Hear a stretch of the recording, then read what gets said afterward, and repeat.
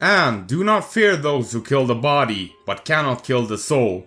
Rather, fear him who can destroy both soul and body in hell. Matthew 10:28. Greetings, mortals, and welcome back to the channel. I'm your host Simon, and you're tuning in to another broadcast here at the Library of Gnosis. Hell is only you separated from God. But hell is of course not possible, because God is everything there is. You cannot exist separate from God, because you, my friend, are God in the flesh. The word hell actually has its origins from the Norse underworld goddess of the same name, instead spelled with one L.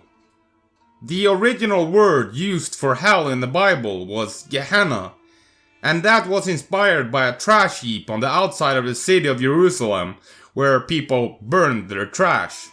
For what reason? To get rid of it, of course. They did not put their trash there so that it would burn forever.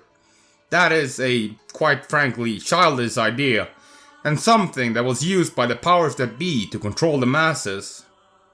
The Son of Man will send out his angels, and they will weed out his kingdom everything that causes sin and all who do evil. They will throw them into the blazing furnace, where there will be weeping and gnashing of teeth.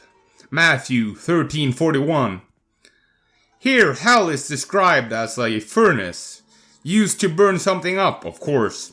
Though it sounds like it might be a painful process. Death usually is, after all. But as for the cowardly, the faithless, the detestable, as for murderers, the sexually immoral, sorcerers, idolaters, and all liars, their portion will be in the lake that burns with fire and sulfur, which is the second death. Revelation 21:8. In this verse we get the mention of the second death, the destruction of one's soul. They will be punished with everlasting destruction and shut out from the presence of the Lord and from the glory of his might. 2 Thessalonians 1:9. I guess atheists are technically right when they say that death is the end. It will be for them. Then they will go away to eternal punishment, but the righteous to eternal life. Matthew 25:46. The eternal punishment they are talking of is actually just the second death, as seen in this next verse. Then death and Hades were thrown into the lake of fire. The lake of fire is the second death. Revelation 20:14. Just a thought I had, but the lake of fire spoken of in this last verse might actually be the surface of the sun, which of course would look like a lake of fire. In Egyptian mythology, the underworld was actually a paradise ruled over by Osiris. They believed that the punishment for those who lived unrighteous lives was simply non-existence. Your heart would be devoured by the goddess Ammit, and you would simply cease to exist. Not being able to proceed into the Egyptian afterlife, known as the Field of Reeds, or what the Bible refers to as heavenly paradise.